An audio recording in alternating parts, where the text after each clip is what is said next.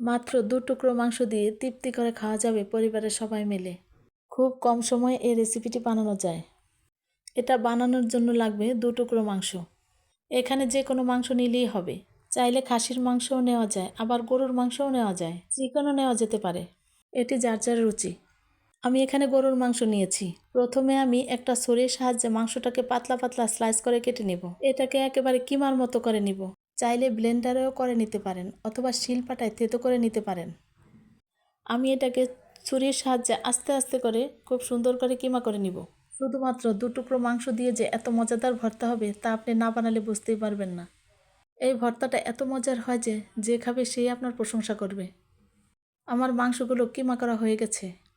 এবার এটাকে আমি রাউন্ড শেপ দিয়ে নিব।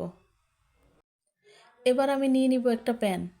প্যানের মধ্যে মাংসের কিমাটাকে আমি মাঝ বরাবর দিয়ে এর চারিপাশে দিয়ে দিব কিছু উপকরণ। প্রথমে আমি দিয়ে দিব মাঝারি সাইজের 4টা পেঁয়াজ কুচি, দিব 2টা বড় সাইজের রসুনের কুচি, দিয়ে দিব 4-5টা কাঁচামরিচ, দিয়ে দিব আদা, সাথে দিয়ে দিব 4-5টা শুকনো মরিচ। এখন আমি দিয়ে দিব কিছুটা সরিষার তেল। এতে সরিষার তেল ব্যবহার করলে সবচেয়ে ভালো। সরিষার তেল না থাকলে সাদা তেলও ব্যবহার করা যায়। এবার সব কিছুকে খুব ভালোভাবে ভাজতে হবে। একটা জিনিস মনে রাখতে হবে, এখানে কাঁচামরিচ শুকনো মরিচ দুটোই ব্যবহার করতে হবে, না হলে এর স্বাদ ভালো হবে না। এবার এর মধ্যে দিয়ে দিব আমি স্বাদমতো লবণ আর সামান্য হলুদের গুঁড়া। একটা খুন্তির সাহায্যে খুব ভালোভাবে এটাকে উল্টিয়ে পাল্টিয়ে ভেজে নিতে হবে। 2 টুকরো মাংস দিয়ে পরিবারের সবাই মিলে কিভাবে তৃপ্তি করে খাওয়া যায় দেখবেন। এবার এর মধ্যে অ্যাড করতে হবে পানি। এর মধ্যে আমি 2 কাপের মতো পানি অ্যাড করেছি, যাতে এটা খুব ভালোভাবে সিদ্ধ হয়। আমি এখানে সব কিছুকে গলিয়ে নিব। একটা ঢাকনা দিয়ে ঢেকে দিব।